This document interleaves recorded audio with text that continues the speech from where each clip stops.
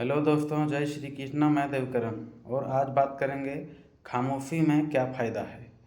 तो एक छोटे से गांव में एक लड़का रहता था और वो लड़का बुद्धि और ज्ञान लेने में बहुत इच्छुक था, लेकिन उसको कोई अच्छा आदमी मिलता नहीं था कि वो ज्ञान ले सके।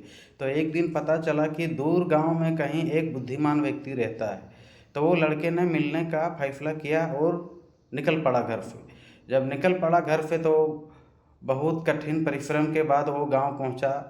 और जब वो गांव पहुंचा, जब वो व्यक्ति को पता चला कि एक लड़का दूर गांव से आया है, तो उसको देखा तो पूरा थका हारा था। तो उसको आराम करने का जगह दिया। फिर आराम करने के बाद उसको चाय पे बुलाया। चाय पे जब बुलाया लड़के को, तो लड़के ने पूछा उसको, बुद्धिमान जो व्यक्ति था, कि खामोशी में क्या फ़ायदा है। तो बुद्धिमान व्यक्ति ने बोला कि खामोशी में फ़ायदा वो है कि हमें पूरा ब्रह्मांड को सुनने और समझने का शक्ति देता है। तो वो लड़के ने बोला कि ये कैसा शक्ति है, शक्ति तो बोलने और आवाज़ उठाने में है, खामोशी रहने में कैसे है। तो वो आदमी ने हंसते हुए कहा कि प्राचीन काल में एक राजा हुआ करता था और अपने राज्य में शासन करता था, और शासन बहुत गुरुता और बहुत जलनशीलता और बहुत निर्दय था। तो एक दिन उसके घर पे एक ऋषि मुनि आया और बोला कि राजा साहब, आप खामोश रह के देखिए, आपकी प्रजा बहुत खुश रहेगा और बहुत जय जयकार आपका करेगा, आप उसका खाली बात सुनिए।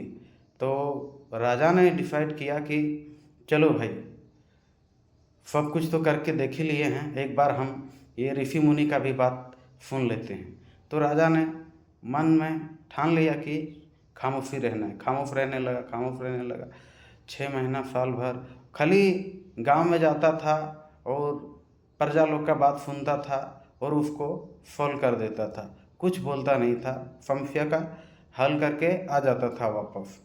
जब कुछ साल बीत गए, तब आदमी लोग उसका धीरे धीरे तारीफ की बात करने लगा, अच्छे बोलने लगे और उसको देवता की तरह मानने लगा।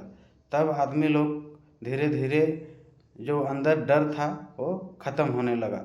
और ये बात जब राजा को पता चला, तो राजा बहुत खुश हुआ और राजा ज्ञानी बन गया। और जो उसके अंदर गुरुता था और जो वो किसी के साथ पूरा निर्दयी पेश आता था, वो पूरा भूल गया राजा।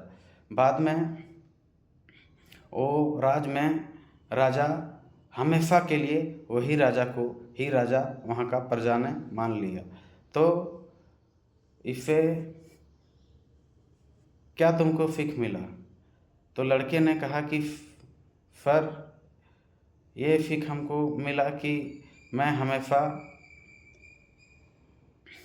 खामोशी से सुनूंगा और कम बोलूँगा, क्योंकि खामोशी में ही सब कुछ है और खामोशी में ही जो आप सोचे हैं वो पा सकते हो, और यही मार्गदर्शन सही मार्ग दिखा सकता है। तो दोस्तों, इससे हमको ये सीख मिलता है कि हम कुछ भी काम करें, कुछ भी बोलें, पहले खामोश रहना सीखें अपने आप को, फिर बहुत सोचने और समझने के बाद बोलें। अगर आपको ये वीडियो और ये कहानी अच्छी लगी हो तो लाइक और सब्सक्राइब ज़रूर कर दें हमारा चैनल को।